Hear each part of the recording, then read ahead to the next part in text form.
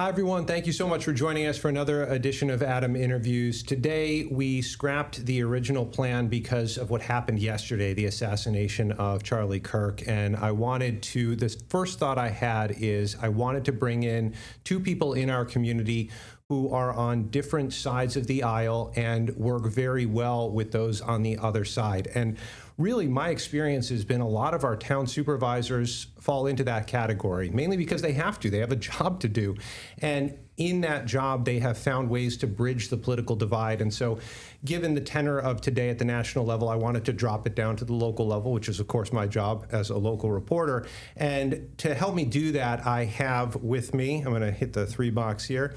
We have on my left, oddly enough, we have David Dunning, the Chi-Li Town Supervisor. Thank you so much for joining us. Thank you for having me. And we have Brighton Town Supervisor Bill Maley to my right. Thank you for joining us. It just sounds off somehow, but thanks for inviting me. It's great to be here. Well, I guess, yeah. No, you don't know my politics, so you could be to my right, you could be to my left. It all depends on which side we're looking. Exactly. So, David, I'm going to start with you, if you don't mind. Before we get into how you handle things, just thoughts as you woke up today. There were a lot of headlines, a lot of emotion online, on TV, on paper. Just some reflections that you kind of walked into today with, if you could. Well, I think, and I look at what happened yesterday and the tragedy of taking this young man from us, from his family, and in general from the people, but started, I got to tell you, it really started me thinking about what we do and where people's heads are at today. The political discourse has gotten out of control, and it's not healthy. It's not good.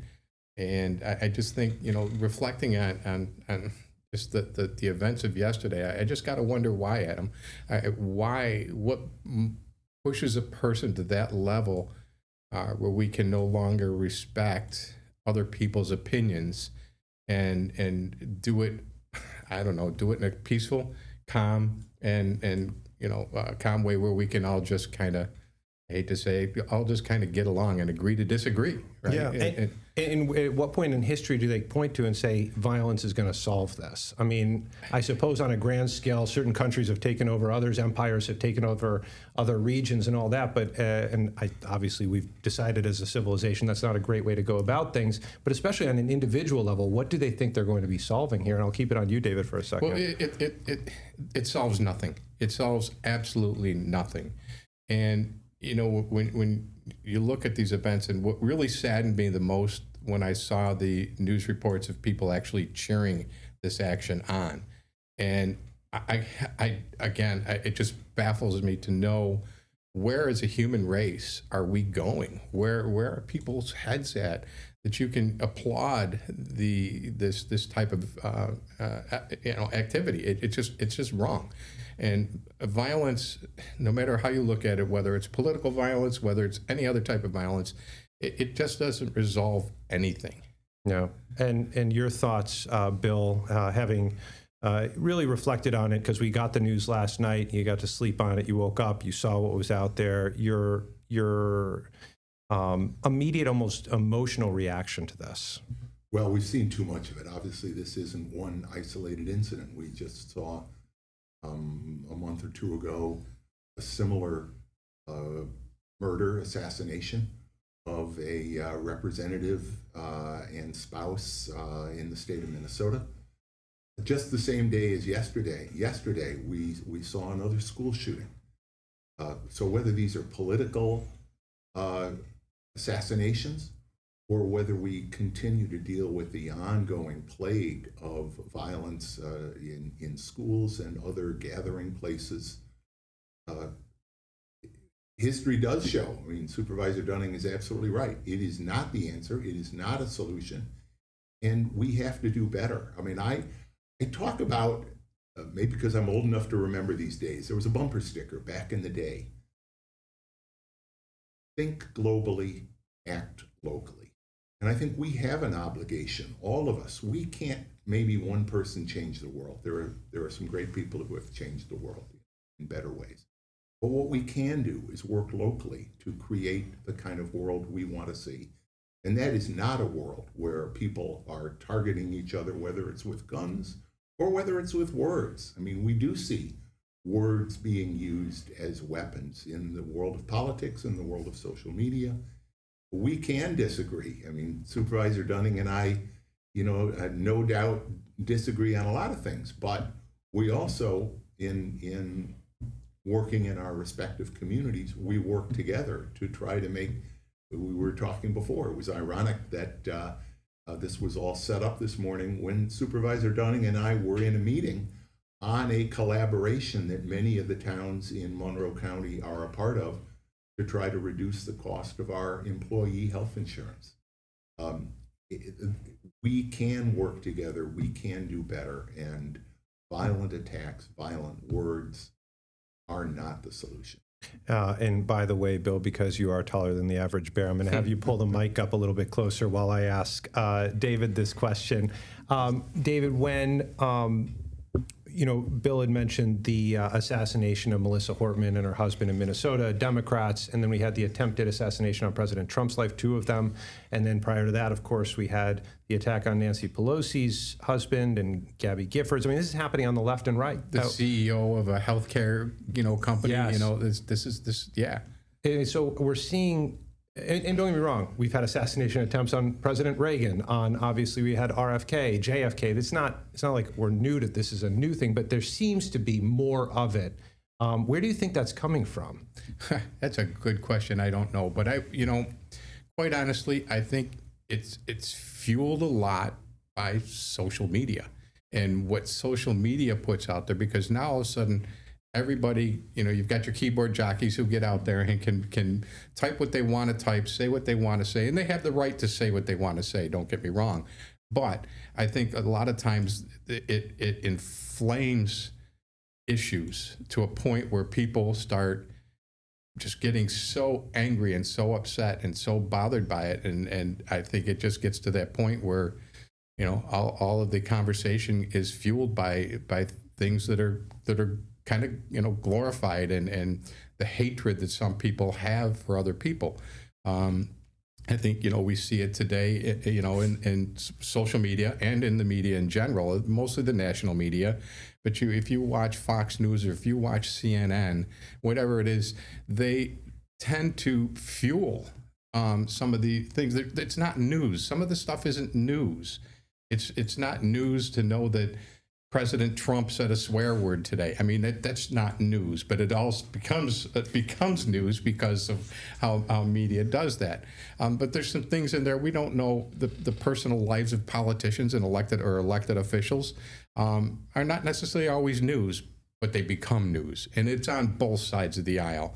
It happens both ways, and quite frankly, it shouldn't be. And I think that fuels people to the point where you have people that are on the edge of something and can get angry enough that they feel they want to do something about it. And quite frankly, the answer to do something about it is do what Bill and I did. If you don't like what's going on in your community, or if you want to do better for your community or the state or the country, no matter what it is, run for office. Yeah. Become part of the solution and not be the problem. Yeah, I always love that line. If you turn off to politics, politics will turn on you. But David, I am tempted to agree. I'm old enough to remember watching CNN and seeing news from all across the world, let alone the country, weather, things like that. Now it's just, it's national politics over and over and talking about it. And obviously there are networks on both the left and right, or even, centrist that just, even if they're centrist, that's all they talk about. And I'm like, there's so much more happening. And that's why I encourage people to watch local news, because we have a spectrum of news that people get to see. So, and of course, the news environment in a local community, Rochester, has dramatically changed. I mean, when I first got involved in local politics, literally at every meeting of the town board, we had the Democrat and Chronicle had a reporter there, the Brighton Pittsford Post had a reporter there. You had local news as an important part of what was going on in the world. And that, of course, has changed dramatically. And you're right, Dave, the kind of things, I remember when the color of the suit that the President of the United States was wearing became a news story. Remarkable. President Obama wore a tan suit, and the talking heads didn't stop talking about it and didn't stop attacking him. People were attacking him for somehow wearing a summer suit. Yeah. There's no place for that. There's no need for that. Yeah, and look, I don't want to act like this hasn't existed. We've all seen the show Hamilton by this point, and I then read the book, and I've read enough about the Revolutionary period. They hated each other. I mean, they attacked each. Jefferson had his newspaper, Hamilton has his newspaper, and they went after each other. So that's not new. At the same time, I think just the level of what we're seeing and the capacity to be able to, in this case, potentially, from what we're understanding, shoot someone from 200 yards away. That obviously didn't exist back then. But then we saw Lincoln, and so it's unfortunately been part of the fabric of any country, really. I mean, this is not an American thing, but we are just seeing more and more of it. And one thing I was wondering, David, do you ever get worried for your own safety, given that you have put yourself out there? We were talking about this briefly this morning at our meeting. We were having some casual conversation, and the answer to that is yes, absolutely yes. You wonder sometimes what angers, to what level you're angering people with your actions. Things like which seems a little benign for the most part, is an assessment. People get so angry over their reassessed values of their property. And I want to tell you, some of the language, some of the things that people were saying were just absolutely brutal. But I sit in my office with my back to a window. Yeah. It bothers me. It scares me sometimes. And I've thought about having that window made a ballistic type window, because you just don't know. And I shouldn't have to think about that at my level. I'm a town supervisor. I'm not making major decisions. There are decisions that are affecting people's lives, but not to the point that your state and federal, governments do. We're everyday life type people. And when my wife and I walk into a restaurant, I will not sit with my back to the room. Really? Yeah. I want to see the room. Yeah. So yes, it does affect us at this level. I think the risk is still low, Adam. I don't see, that this, but you think about it, and you got to think about it. Yeah. Do you think about it, Bill? Occasionally, sure. There was a time when my name was targeted in some things that were posted publicly, and when you have to ask your police chief, do you think I should change my routine? Yes. Mm-hmm. I asked that question, and the answer was yes. But the other thing about being a local official, we are out there. We are out in the public. There is a very different, we don't have the cocoon around us that sometimes you see at higher levels of office. And that's a great thing, because it allows us to hear, right face to face, what people are thinking about the things that matter in their life. But, for the most part, no, I think it's more important that I continue to be able to do my job, to be out with people, to talk and listen.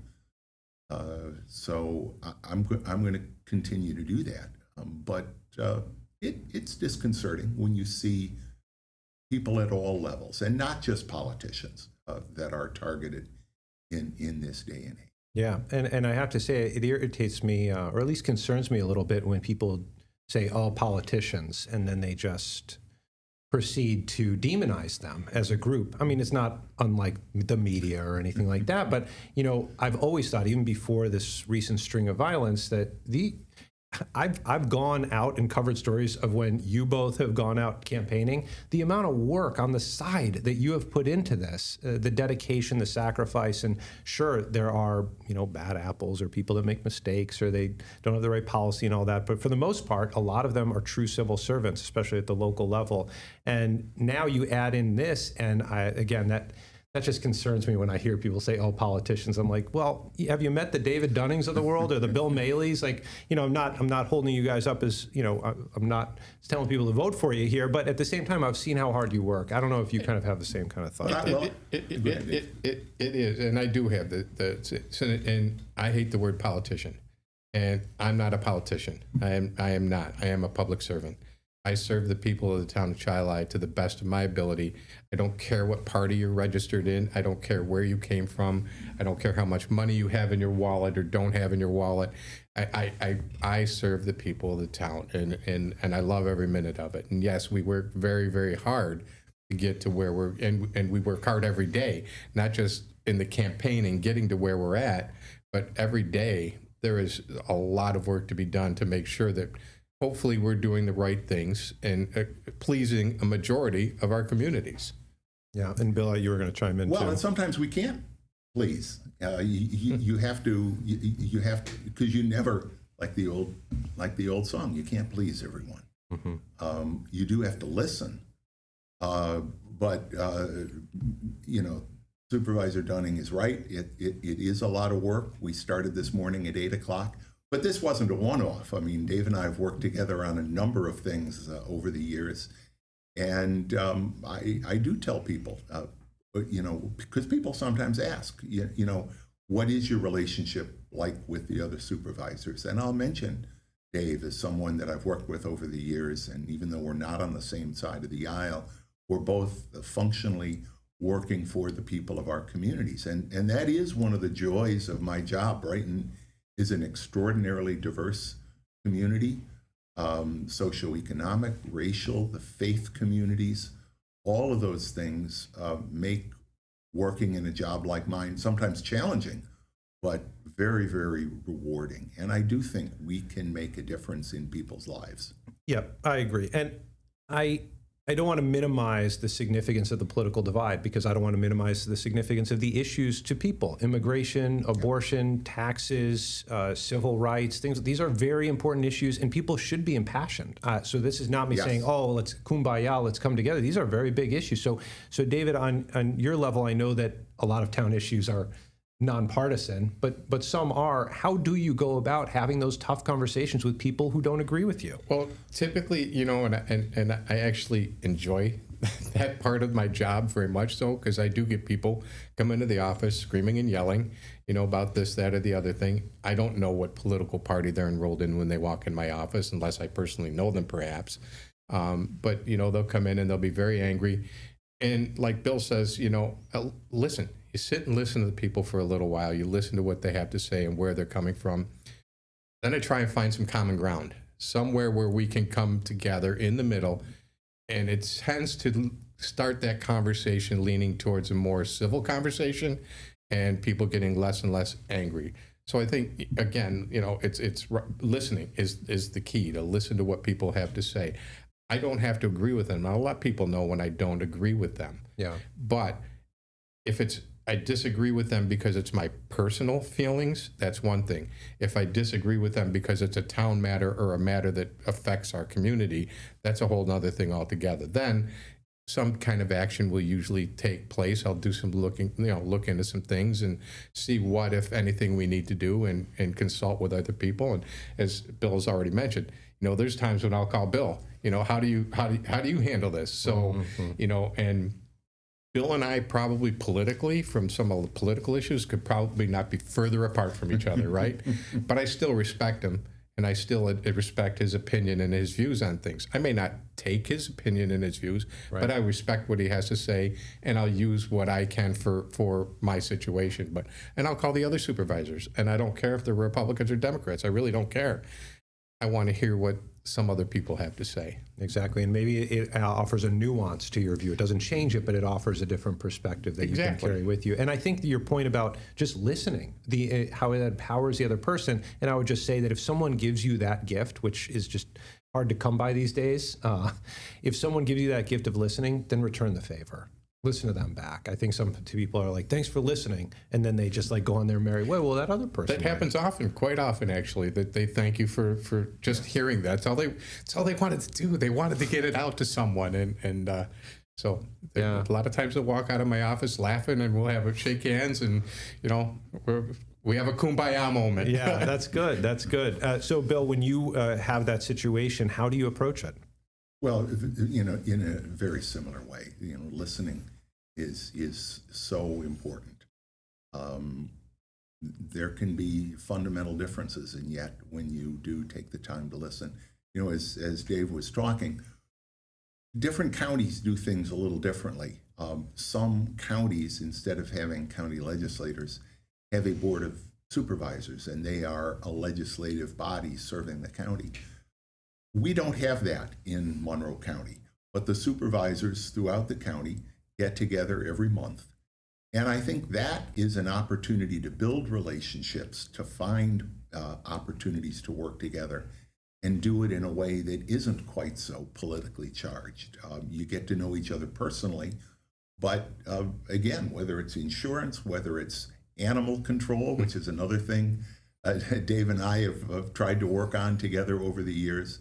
There are a lot of things that we can do separately from a charged political environment. And of course, I also don't think, we can't forget, we're talking today on September 11th, 24th anniversary of a horrific terror attack on New York City and the nation. And that event sickened us all. It had the impact of bringing people together. And I certainly hope that from wherever we found that sense of unity then, we can wake up today and wake up tomorrow. And instead of using talk, blaming this, that, or the other thing on whatever, however we want to demonize someone else, that we can find the way to disagree and yet do so in a productive and civil way. We have to do better. Yeah. We have to do better. Yeah, I can't remember whether it was Ben Franklin or not, but someone had said something like, if you plant dragon's teeth, you get a dragon. And I think that hate speech sometimes does that. And to Dave's point about social media and developing personal relationships, it's almost impossible, because they're anonymous, a lot of these posters and whatnot, and you don't have that moment to even catch common ground. And I always say, if we share 98% of, we all love potato chips, and like a lot of us like football. Some people like to trail hike. There's so many commonalities, and that's just, I know it seems almost hackneyed at this point to say that, but it's absolutely true. And one thing that I thought about over the years is that if you take both sets of ideologies, conservative, liberal, if you play them out to whatever fantasy both sides kind of see the world at, it's usually a peaceful world. A conservative side says everyone, kind of independently working for the common good. They help people through community organizations, places of worship, raise people up with their bootstraps. Yes, but with help from, and there's a peaceful world. On the left, more people working together through a government, through universal services, things like that. And both sides want, from my get, a peaceful place where people are content and they have food on their table. When you engage in violence and that becomes part of society, I don't care what ideology you have, I don't think anybody actually wants that as part of society. And so it boggles my mind that someone would use violence to get this peaceful world that one side wants. I don't know if you have any thoughts on that. I hope that's, sorry to no, jump please. in. I hope that's true, because we have heard violent rhetoric out there in the political sphere, sometimes even coming from elected officials. Yep. And it's a great analogy about the dragon's teeth, but hate speech, violent speech, inevitably leads to acting out on it.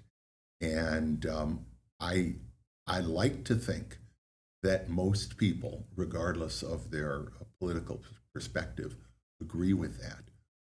And if that's true, we all need now, more than ever, at a time when we are seeing these events of violence in the world around us, we all have a duty to stand up and say, Dave Dunning, you and I disagree on a whole bunch of things, but we can work together. Yeah. And don't call him whatever name you want to call, and I know he would say the same. Yeah, and to be clear too, I'm not necessarily talking about the elected officials or the commentators that are almost like paid to, engage in hyperbole and vitriol, but just people I meet on the street. So those who hold a conservative ideology or liberal, when you get to talking with them, they both have a vision of the world that actually is, in a way, very similar, where everyone is kind of doing well for themselves.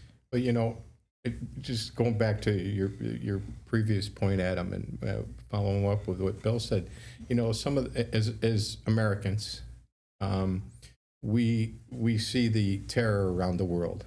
We despise Hamas, ISIS, all these Houthis, all these the Taliban, all these organizations that we've declared as evil, nasty people. They're the devil. They're terrible, and quite frankly, they are. I mean, they are just evil groups.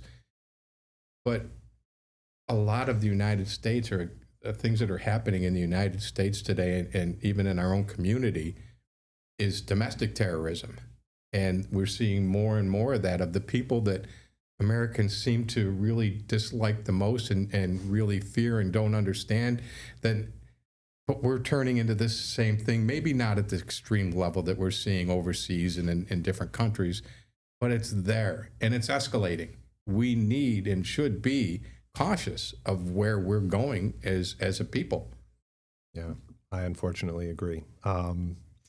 Recommendations for folks out there who might be enraged today, maybe because they agreed with Charlie Kirk, and you're hearing about calls for vengeance, or on the flip side, those who look at the Melissa Hortman assassination and they're saying, well, you're ignoring that, and so the anger is building right now, and maybe they are in their own echo chambers. What would be your recommendation for them, Bill? We'll start with you on this one. Well, at a personal level, it almost sounds trite, but sometimes you have to take a deep breath.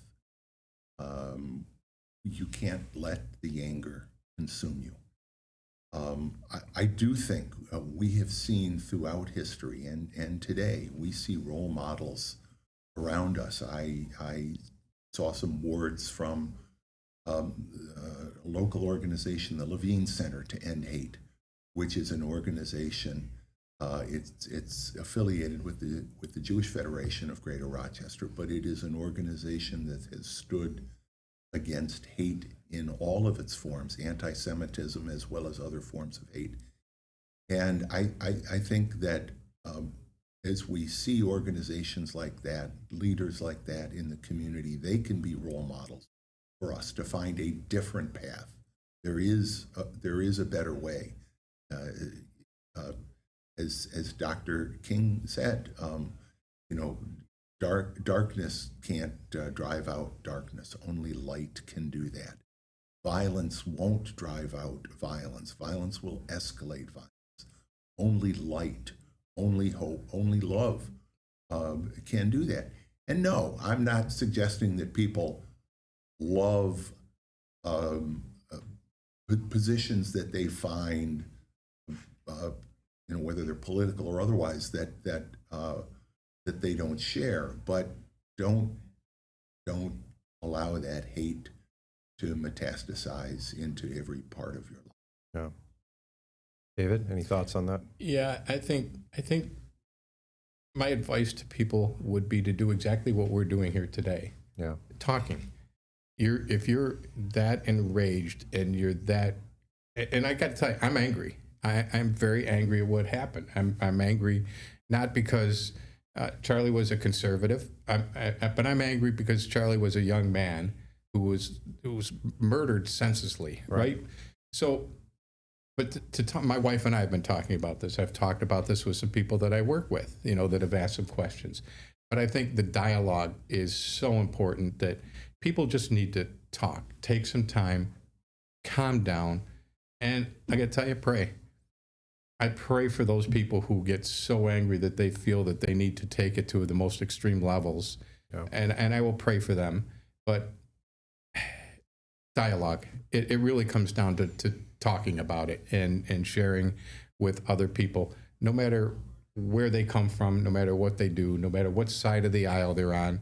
You know, I'm sure Bill and I, if we wanted to sit down and have a conversation, we may disagree on Charlie's platform and his points, but I don't think we would disagree on a conversation that we could walk away at the end of the day and say, hey, it was nice to see you again today. Have a great day. And, you know, that's what we've stopped doing that. We've stopped talking.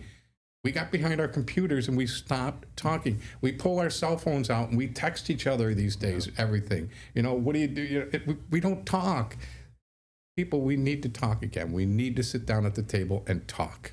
Hear, hear. And, you know, I unfortunately, we're running out of time. You know, another issue that we could have brought up is, you know, mental health and care for that, because, you know, that plays a role in some of this too, because some of it isn't even based on ideology. It's just someone, unfortunately, that's very sick and, you know, did what they did. But gentlemen, I really can't thank you enough. Just so folks know, I asked both of them just a few hours ago if they could come in, and both of them made time in their very, very busy schedules. I think partly because they knew what an important topic this is, and the fact that you were both in a meeting together at the same time just speaks to what we're talking about, and is proof that you are living the words that you just gave. So thank you both so much. I really appreciate it, Dave. Thank you for having us. Thank you, Adam. All right.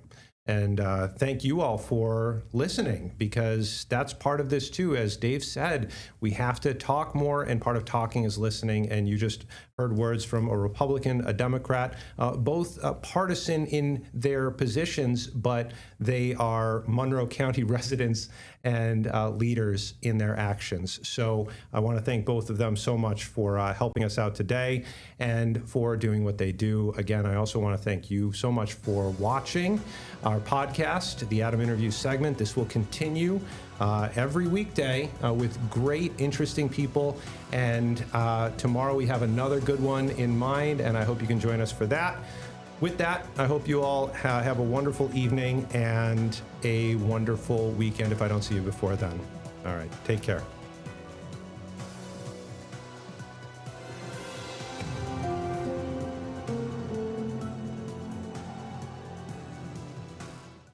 Get the Rochester First streaming app today for everything you love from News 8 On Demand, plus exclusive shows you won't see anywhere else. Search ROC and download for free on Roku, Amazon Fire, and Apple TV.